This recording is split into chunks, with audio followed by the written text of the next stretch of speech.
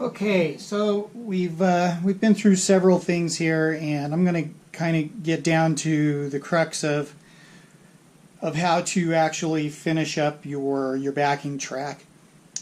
Now, what I'm going to do here is we're looking at a Zoom R8. It's a little 8-track digital recorder, and this is where I do my finishing for my backing tracks. So what we're going to do is we're going to plug in our MicroArranger to our Zoom, and then we're going to go ahead and turn our power on for our Zoom here.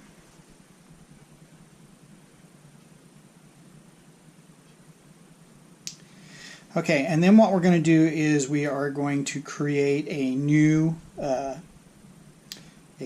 project. So you go over here to Project. There's a button on the far right, and you hit Project, and it will say New or Select or Delete or whatever. And we're going to do a new one. So you go down here and you hit your Enter key, and then it's going to ask us for a name. So we're going to give it a name. You hit your Enter key, and we'll call this Wagon. So you just rotate your little button over here till you find your W. You arrow over, and we're just gonna spell wagon here. So just give me a minute.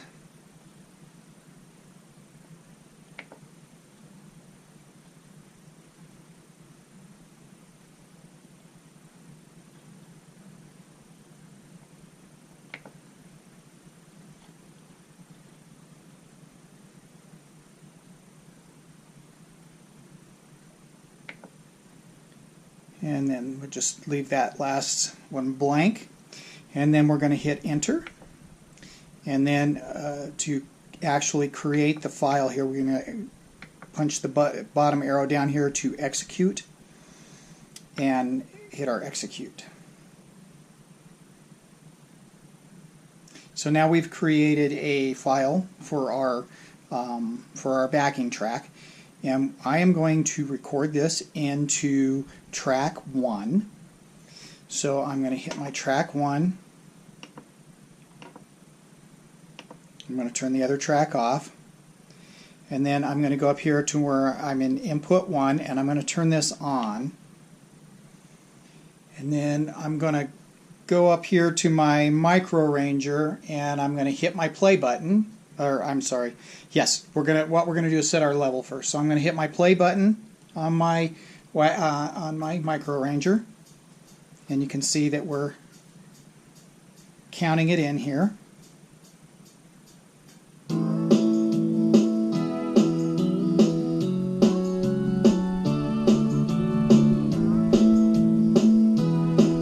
So I've got that set at 12. It needs to be a little higher than that. We might have to give it some gain or turn up our MicroArranger.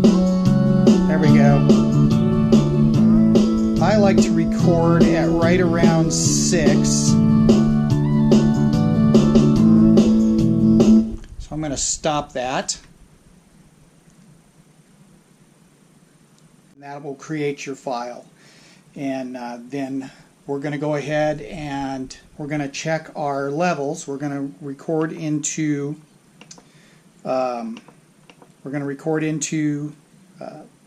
track 1, and we have to turn on our input. So those two buttons there need to go on, and then I am going to hit my play, and you can see that we have signal, and you can see from the bars on the, and here we go.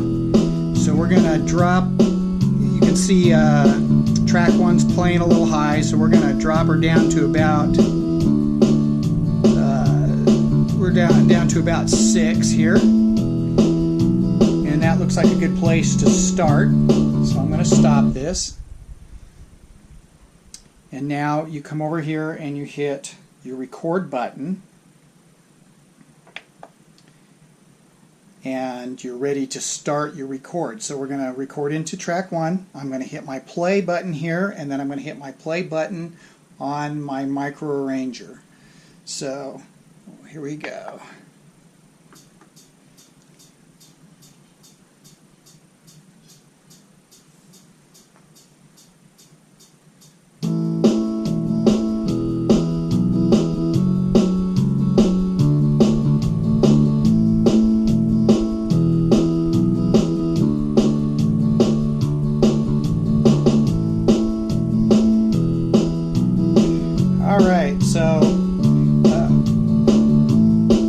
I'm not going to run all the way through this on how to do this. I'm going to hit my stop button here, and then to hear what you've done, you go back here and turn off your line in, your input.